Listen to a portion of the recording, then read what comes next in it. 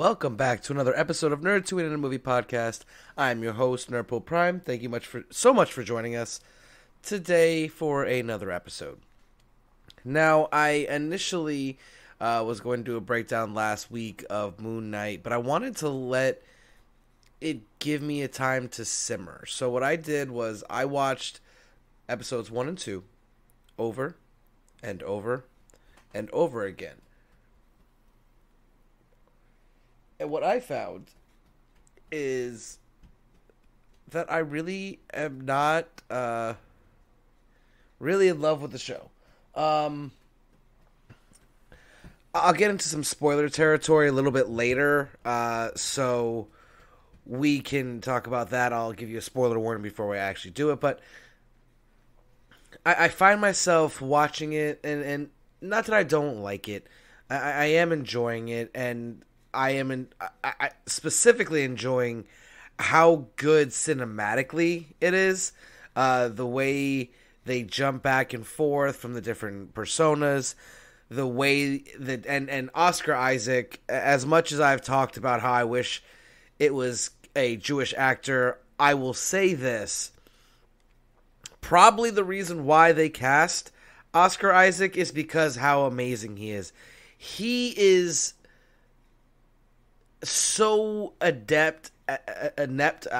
I'm drawing a blank on how to say this word. Apparently, he's so skilled at being able to portray different people in the same role. Like everyone we've seen of him, whether he's Mr. Knight with the extra confidence, whether he's Stephen Grant or Mark Spector or Moon Knight, even. It's all the same person, but he's able to distinguish them for you on his body language, his facial expressions, and not just the way he talks. So that right there is something that needs to be pointed out. He's just been absolutely fantastic. And I do like Moon Knight, the character, like how they had him running from across the rooftops and jumping. I love the way that looks. It's very Moon Knight for me, but I don't like the suit. I said it from that first leaked image that looked that ended up being real. He looks like a mummy, and the way he summons the suit, it gives off a very mummy-esque symbiote type of suit here, and I'm not a fan. I'm not a fan. I know a lot of people are very happy with the suit. I still don't like it, and I didn't like it initially, and then I've given it time to grow on me, and I still don't like it. It's just not at all what Moon Knight's costume is supposed to be. It's jumped into the realm of a magical artifact, or have some type of magic or god ability or something.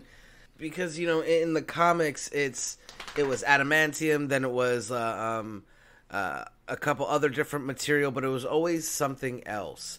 It was not. It was something that was made, and this is definitely not that. But again, you talk about how different you make things for the cinema versus comics, and sometimes the comic book costumes don't translate. I totally get that, but for me, it could have been done very easily, like Black Panther. Have it from an amulet or something, and instead of him just calling upon it and just coming out of nowhere. It doesn't. And again, it could be a magical item. That's fine, but it's not just coming out of him. Now, is it possible that we haven't seen it and there is, like, he's got something on his belt or he's got a necklace or something, but it doesn't do it for me. It looks really cool. Don't get me wrong, but it doesn't. It just doesn't fit with what I feel the character is, and while Moon Knight deals in supernatural and stuff like that, really when it boils down to it, he is just a person that is enhanced by a god. He doesn't have godlike powers. He doesn't have it's all about his ability to withstand pain and punishment and keep going and just using his skills and abilities to do what he needs to get done as the Fist of Vengeance. And that's not what I'm seeing here. It's like I said, it's coming across as far more supernatural, and I'm not sure how much I like it. And for me, it's a big misstep. I'm not sure how I feel about the direction of it. Granted, it's only been 2 episodes, and Michael Roman from Everything Always, he has seen the first 4 episodes and says it's amazing. And I keep coming back to this point. From a filmmaking standpoint, I will 100% say it's absolutely fantastic. From acting, the editing, the CGI, everything is done very well. So I don't want to take that away from it because I don't like the costume design. Or because I don't like the casting of a non-Jewish actor as Moon Knight. And I went into detail as to why that's such a big thing in my last episode. But it's just, I don't know. I'm not boycotting. I'm not saying stop watching it. I'm not stopping watching it. I get excited to watch it every week. Which I'm not saying it. And again, I want to make it very abundantly clear. I'm not saying it's bad. I just don't. It's not what I was hoping for. And that's upsetting. But that could just be my unrealistic high hopes. So that's all I have for the summation of that. I'm going to do a little bit of a spoiler review type deal in a second, so we're going to take a quick break, and we'll be back with some more Moon Knight. Stay tuned.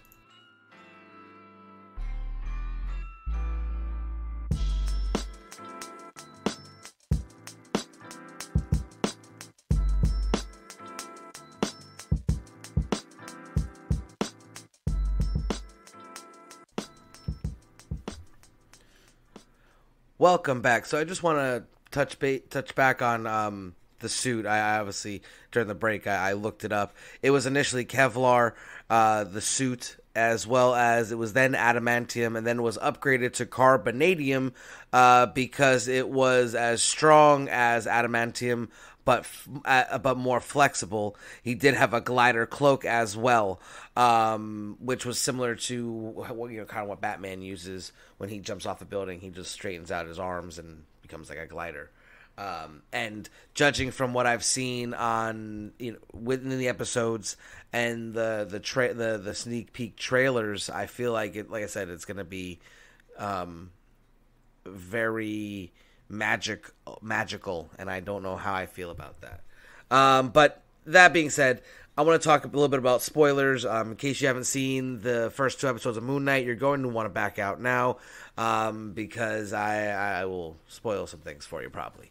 All right, so in the second episode, first, there's a theory going around that Mark and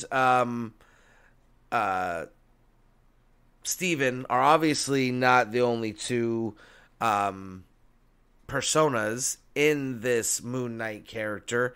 The other is Jake, who is a taxi driver. And he's probably one who asked out that girl in the first episode. Just throw that in there. I didn't come up with that theory. I heard it and I agree. So I just wanted to let you guys know about that.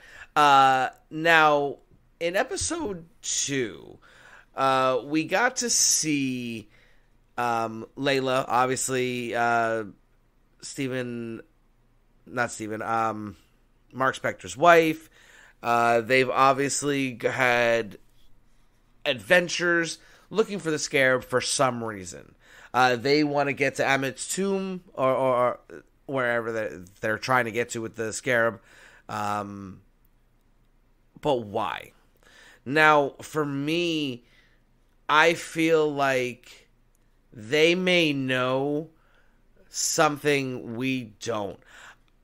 In the comics, there's a few times where Amit teams up with Khonshu to trick Mark. They actually put him in an insane asylum, and there actually is a trailer that has him in an insane asylum.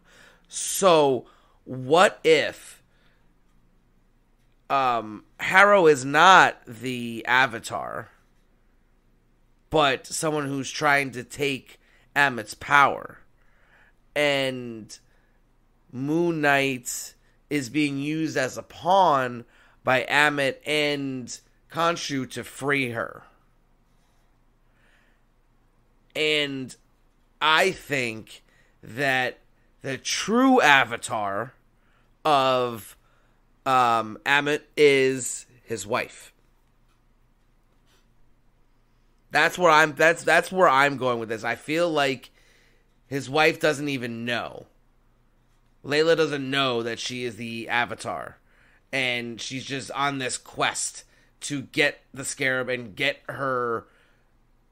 Or maybe not necessarily that she's the Avatar yet. She's the destined Avatar, and Khonshu is using Moon Knight to bring her back and to let Layla be. And that's why he's got his eye on her. That's why he doesn't want to lose his Moon Knight, and that's why he's threatening to use her, because he already has plans to use her for something else. So that's my little hot take on that, because it just, something doesn't feel right. Like, she said that they were searching for the Scarab. Why? Why does Khonshu want to find the Scarab? If the goal is to stop her from being resurrected, then wouldn't you want the Scarab to hide it? And it seemed like they were trying to use it to find the tomb. So, I mean, I could be misreading that. That may have been the initial goal, and then because Harrow has it, now they're going to the tomb. And another reason why I don't think Harrow is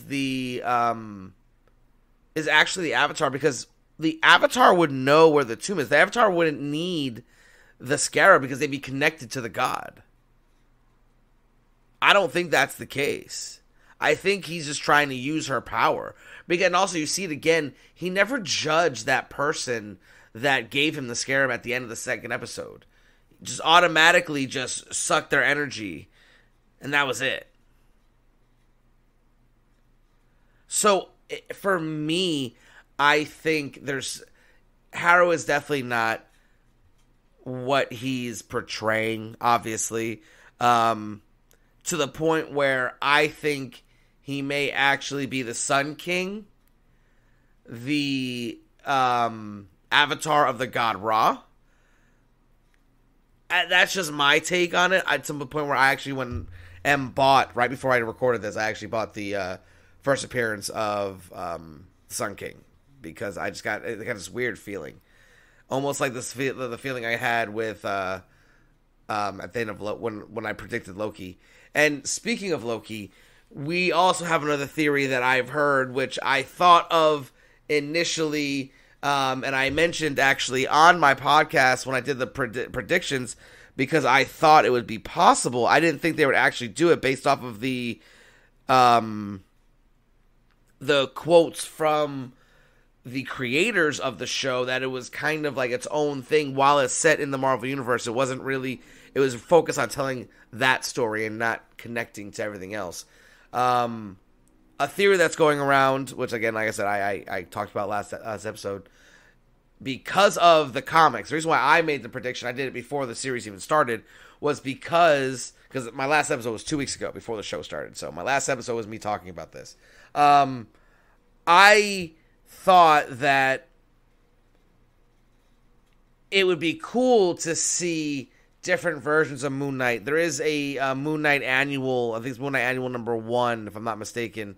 But it's a tale of Kang going throughout time, always having to face a Moon Knight. There's like a pirate Moon Knight, a patriot Moon Knight. There was like a whole bunch of different Moon Knights.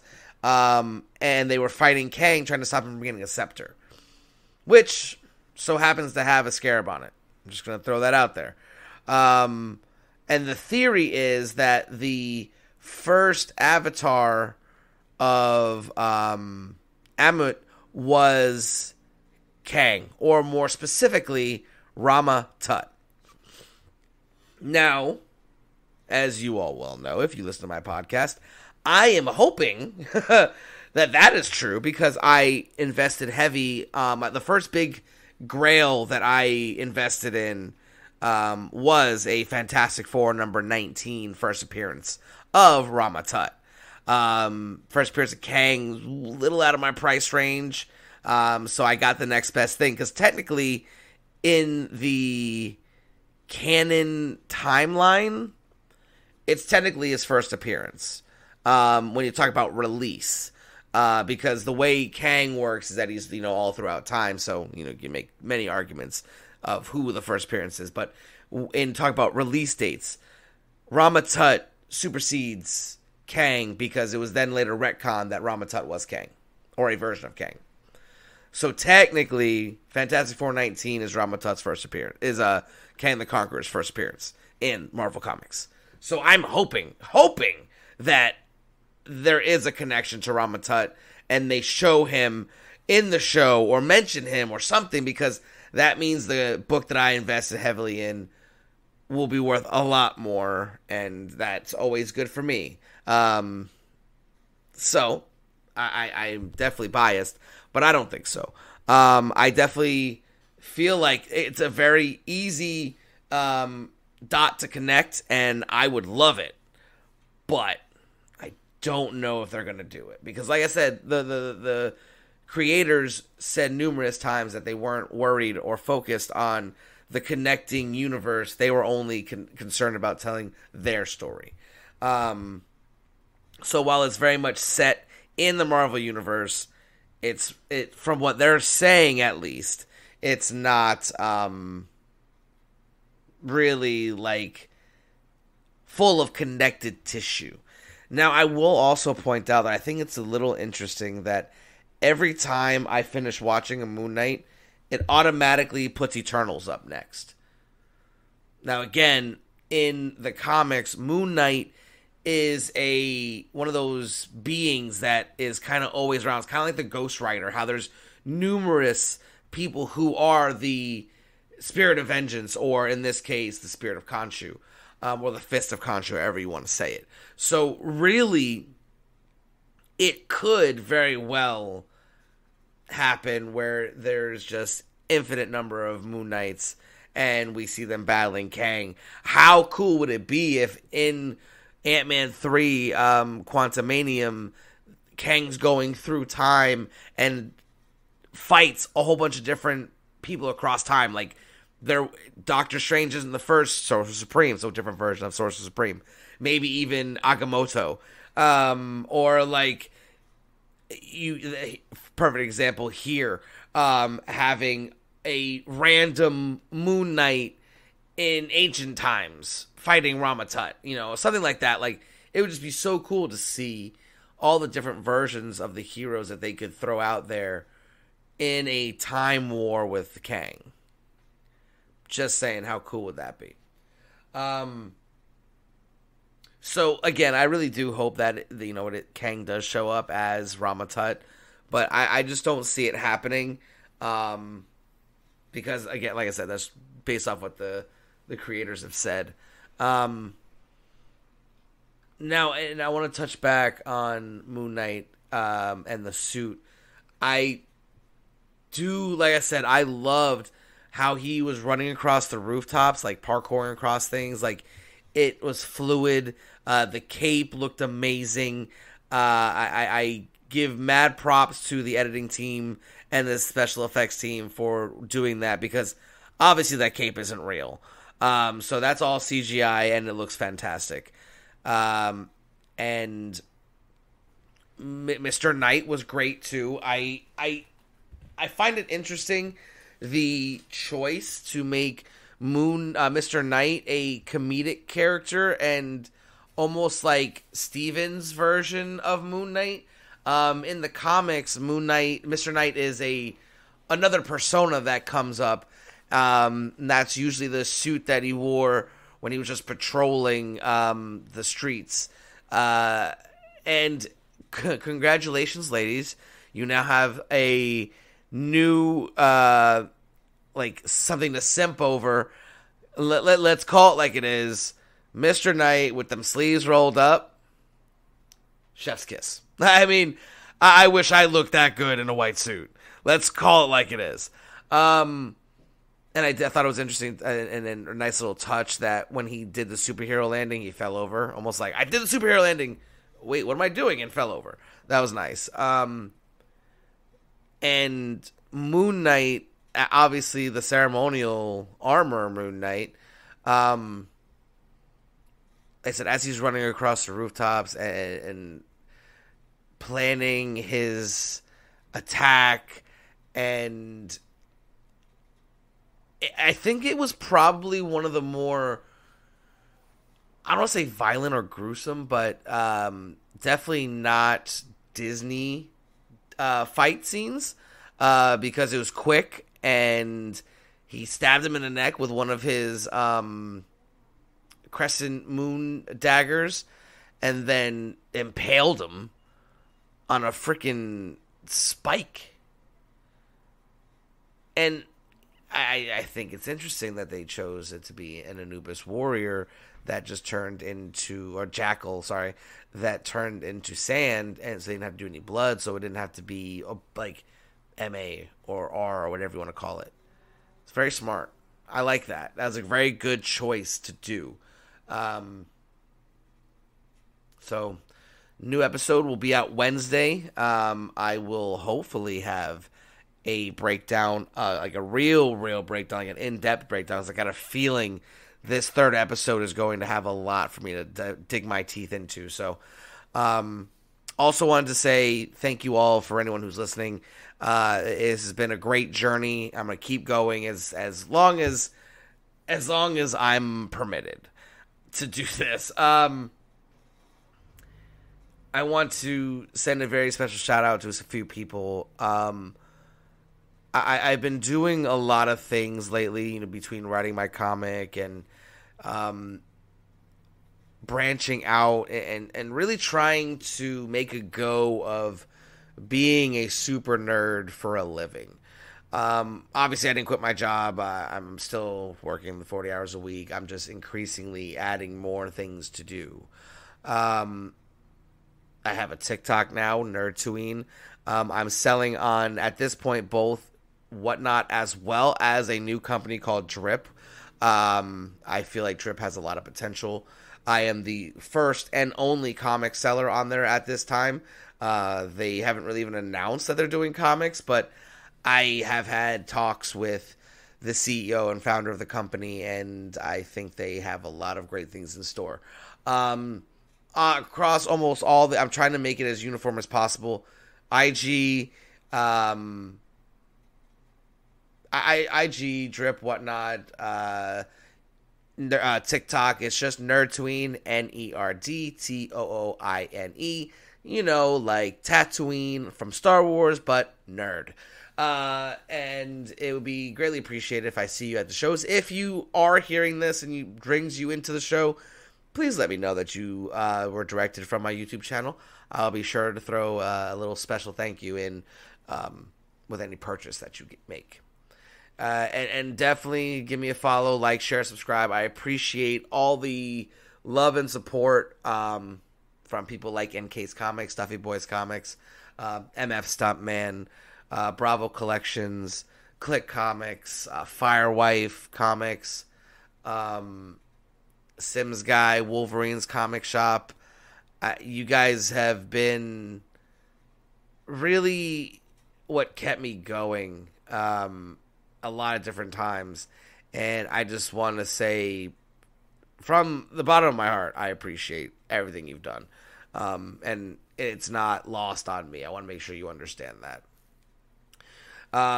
Also, I feel like I want to just end on a little note, a little housekeeping, if you will. Next month, I'm going to be going to MegaCon. I'll have VIP. I'll finally get to meet Javan Jordan, Illuminati. I'm hoping to be able to interview Nakayama, Donnie Cates. Stegman's going to be there. There's some big names. All the Hobbits. Jane, Silent Bob, Kevin Smith. I'm so, oh my God, Kevin Smith is an icon for me and someone I've always just loved, and I can't wait to meet him. James Tinian. I mean, there's so many great people that I'm going to get to meet. So I do hope that anyone who's been with me this far gets to enjoy the ride that's coming, because it's time. It's like 8 Mile.